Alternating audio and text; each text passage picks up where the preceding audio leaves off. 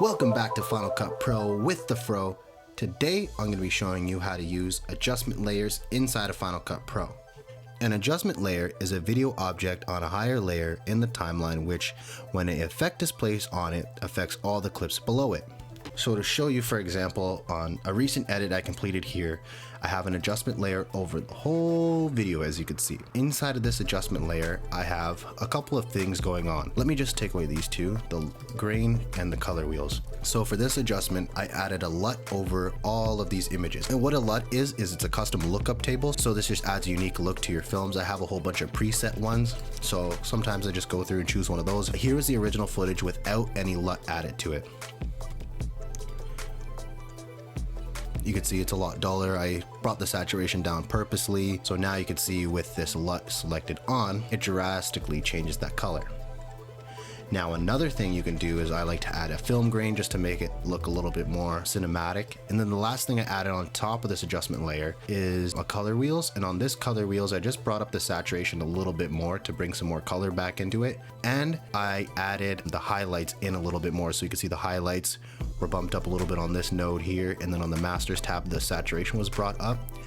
And the reason why I brought the highlights up is because when I export my videos onto my phone to post on Instagram, Facebook, YouTube, wherever it may be, the compression will always make my final video darker. So when I bring up the highlights here on an adjustment layer over the whole video, after I export that, put it on my phone and upload it, it's brighter than what I normally have it at, so it plays brighter on the platform I posted on. So that's a little tip. If you're gonna export this for Instagram or whatever social media platform, make sure you always have an adjustment layer on top of every single thing you did, and just bring up the highlights a bit if you don't do anything else at all. And that's gonna make sure your video stays bright throughout playing.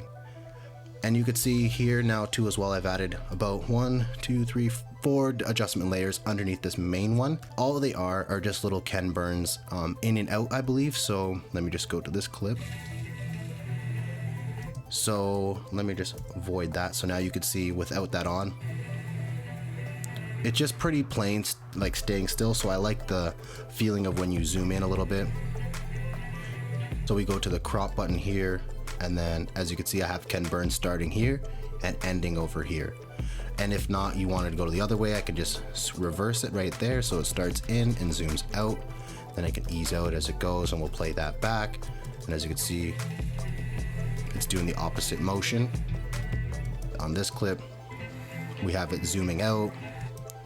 On this clip, I had it zooming out. So this kind of gives it almost like if you want to call a parallax effect, because not on this clip, but the next clip that pops up, I was panning upwards with my camera. And then I added a Ken Burns, what was this one? Added a Ken Burns out. So it starts from the middle and comes out. So you can see as it's coming up, it's coming out too as well. And then originally with this clip that I have going on here, I was walking forward. So now with the Ken Burns coming out, it kind of gives it a cool warpy effect as it's moving forward. And that's how you can use adjustment layers. If there's anything else you need to know about Final Cut Pro, let me know in the comments down below.